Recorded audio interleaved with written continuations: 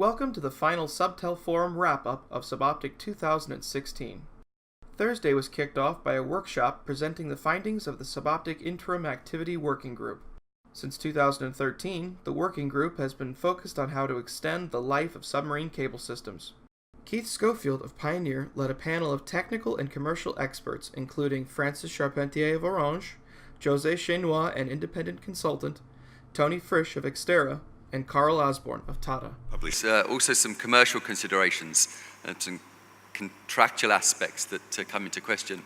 Even if technically the system can have its life extended, can you continue to use the system? Are you allowed to continue to use the system? Well, it's not just technical and practical considerations about extending the lifetime of a cable system. There are also other implications, and joining me to talk about those is Carl Osborne of Tata Communications. Thanks, Carl. Just give me an understanding about what are the things you have to think about when your 25-year lease or 25-year lifetime of a cable starts to come to an end. Yes, of course. Everyone thinks that the life of the cable is a technical discussion. But underlying the rights to operate a cable are very many licenses and permits and contractual obligations. When you build the cable, you enter into many contractual relationships with landowners, seabed owners, other parties that are involved in the project. And they all typically have a lifetime aimed at 25 years.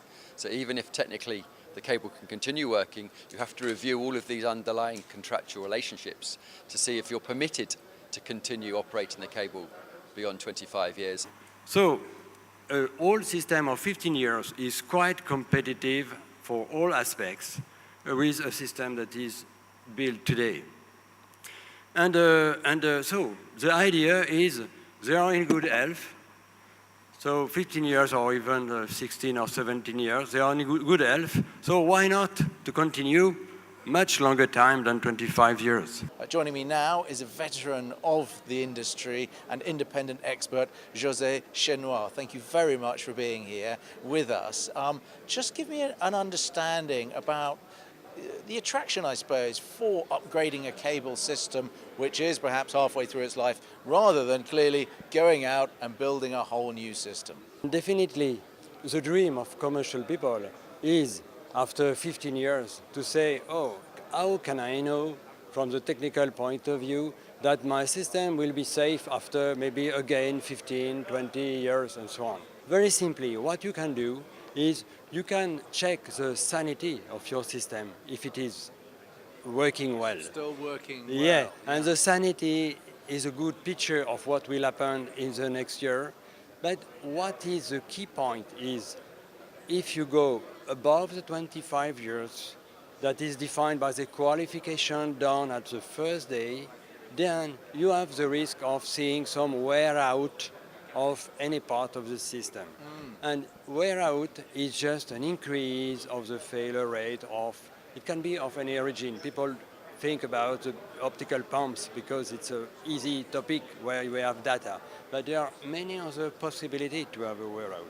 And in fact, the only way that you have is when you have a system that is older, check the sanity very regularly. After the findings from the interim working group were presented, Ed McCormick of Siena presented a panel addressing the future leaders and expansion in the Middle East markets. It's day 3 at SubOptic 2016, and I'm joined now by Abdullah Samhan of Saudi Telecom. Thanks very much for joining me, and Ghanem Al-Falassi of Dubai Silicon Oasis Authority. Firstly, thank you very much for joining us too. Firstly, Abdullah, well, to both of you, give me an understanding about the rising demand of capacity in this region. Yes, as mentioned to you, actually the national network, the national network, it is increasing, a big increase actually, the fiber to the home, fiber to the business, the new application and the generation. So all of this one, the demand. And for example, in Saudi Arabia, the internet demand from 14 to 15, it is double 150%. Ghanem, is that the same for the UAE? This massive increase in demand. I've lived here for a long time, and it's a very interconnected city, a very interconnected country, rather. Well, for the country, yes, for sure. It's just similar like other countries here. But again, we are building also smart cities. So the smart city, Dubai or the nation, it is really about how much we can do machine to machine and IoT and other part of the connectivity that is needed and the data that you can generate from that one. You know, by 2021, we will be having the smart city ready by that time for the whole Dubai, and the IoT will be all there available, generating massive data, and you need to pass it somewhere, analyze it, and really take action about that one. So it is an immediate requirement to develop the infrastructure and scale it from now for the future. The first session of the afternoon was hosted by Izumi Yokota of Fujitsu and hosted technical experts from across the industry, all discussing line design. And some conclusions from this work. There is an optimum OSNR, this is quite important, at a certain voltage level that maximizes the capacity. We've just heard a session on how to improve cable performance, and one of the presentations was given by Eduardo Mateo of NEC, who's joining me now. Thanks very much, Eduardo. Thank you.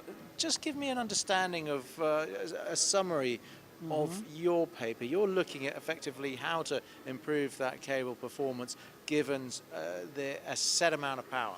Right, yes. So essentially we are as technologies develop and improve, the capacity, the total capacity of cables is increasing, and we have also to look at the impact on that, on the powering, from a powering perspective, not only from a cost per bit perspective or the total capacity perspective. So we are approaching to scenarios where the PFE would achieve certain limitations. So we wanted to understand where are the most promising directions and where are the directions to look at from a wet plant technology viewpoint that will give us the highest capacity at a given voltage on the PFE. As a general permitting and operational session, Marc-André of Orange hosted the final session of SubOptic 2016, aptly entitled The Last Session. In this session, presenters discussed liabilities in asset management, surveillance, managing underwater sounds, permanent reservoir monitoring, and the advent of software-defined networks. We're moving towards the end of SubOptic 2016 now. This is the last afternoon. I'm joined by Marc-André, the Papers Committee Chairman. Marc, thanks very much. How has the whole event been for you? Has it gone off well? I think it was a true pleasure to be here because initially it was not that easy to select the papers based on abstracts, etc. And you may have surprises, but in the end, I was really amazed by the quality of the papers. And the good thing was I have formed like two families, one with my vice chairman, the other one with the section chairs, and it's been very good. Closing out SubOptic 2016 began with a presentation by Elaine Stafford of David Ross Group and Jean Godeluck of Aquest. They discussed the history of our industry and commented on the 30th anniversary of SubOptic. Following their presentation, a video exhaustingly crafted by Nicole Starosielski of NYU was shown. Her video featured industry talent reflecting on 30 years of SubOptic. After celebrating the 30th anniversary of SubOptic, it came time to announce the Industry Excellence Awards and for Yves Ruggieri, president of SubOptic, to close the conference. So, thank you very much. I close formally this SubOptic 2016 now. And goodbye, everyone, and see you tonight. Thank you for tuning in to the Subtel Forum Daily Wrap-Up of SubOptic 2016. This presentation has been brought to you by the SubOptic Conference. SubOptic, by the industry, for the industry.